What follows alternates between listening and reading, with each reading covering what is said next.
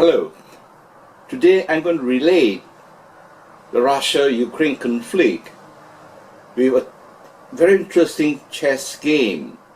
Some of you who play chess would know, alright?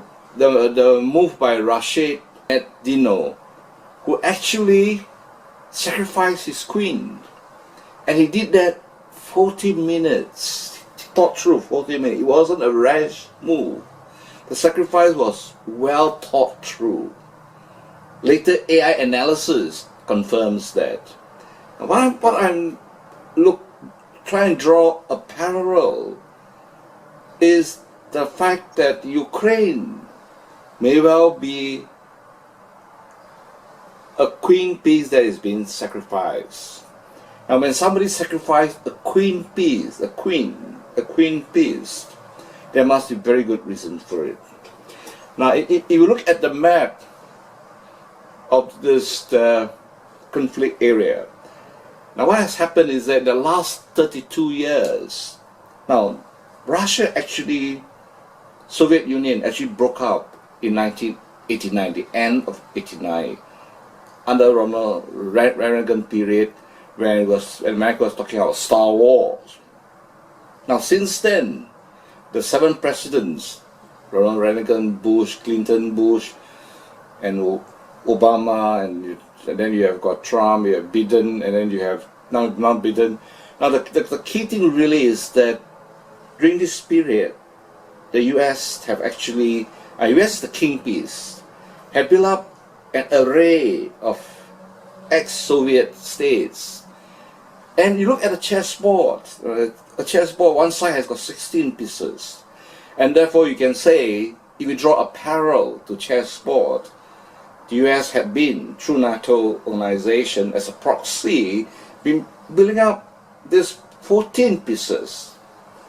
Now 14 pieces. Now I'll leave it to you to figure out which of the ex-Soviet state is a pawn, is a castle, is a knight and bishop. But the key thing is, the king, of course, has to be USA. So why do they sacrifice Ukraine as a queen piece? Have a look at the map that I put up on the video. And you'll find that there must be some deep thinking to that. And of course, what Russia I found in Ukraine was that there were a lot of weapon, biological lab. In other words, Ukraine was indeed a queenly piece in the whole chess game, right? So the idea must be that, and I'm theorizing that by sacrificing Ukraine as the overall chess piece, chess game, is that, or making it very, turning the whole thing into a game that is like what Russia did in the chess, was to break up the defenses of the black piece. Alright, Ole Chernikov was the other player, was actually thinking that it should be a draw. He was prepared for a draw. But not Rashid. Rashid thought through for 40 minutes and said, look, I will sacrifice my queen. In other words, he was not going to defend the queen, like what NATO is doing now, and the US. They're not going in to fight. They're not going to declare a war with Russia. Oh, why? That is a very interesting strategic question of strategy.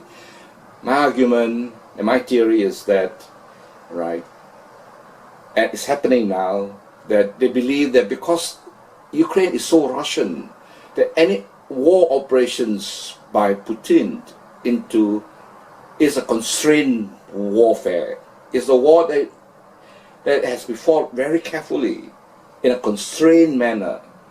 And that's why you find that after the first few days of operation, there were a lot of what I would call, it appeared to me like Hollywood staging of what's happening in Ukraine, and all the negativity about the force that came in to implement the military operations.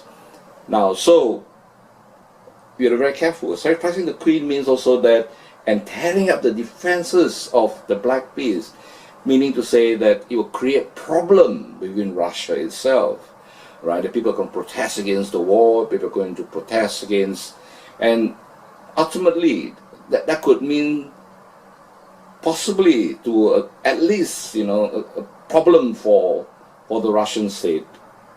Now, therefore, you got to be very careful here, right? Of course, the sanctions, the whole idea of this sanction was to create this, was to break up as part of the chess game, to break up the defenses, right, of Russia, Then, of course, you have got this, the oligarchy, and also the Siloviki that are behind the leader, and they may take actions against the leader if the war is not fought in a constrained manner. As a Chinese strategist, I specialize in Sun Tzu and on Chinese strategy thinking. And all Chinese scholars of strategy of the past have to know the game of chess. And they also have to know music, and they have to, it's a multiple set of skills, right, for Chinese strategies. Now, I hope you have a look at the situation, and don't take it too literally. It's just a theory that I put forward.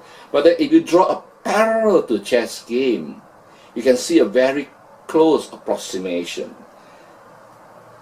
The US have gathered 14 chess pieces, line up against Russia. And you look at it from the other side, and then you have got the king piece being the US itself. Then you have got the queen piece being Ukraine, being sacrificed.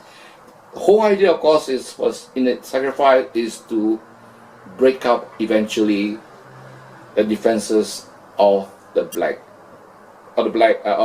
black pieces in a game reminiscent of the game that Russia fought against Ola Chernikov. Thank you so much.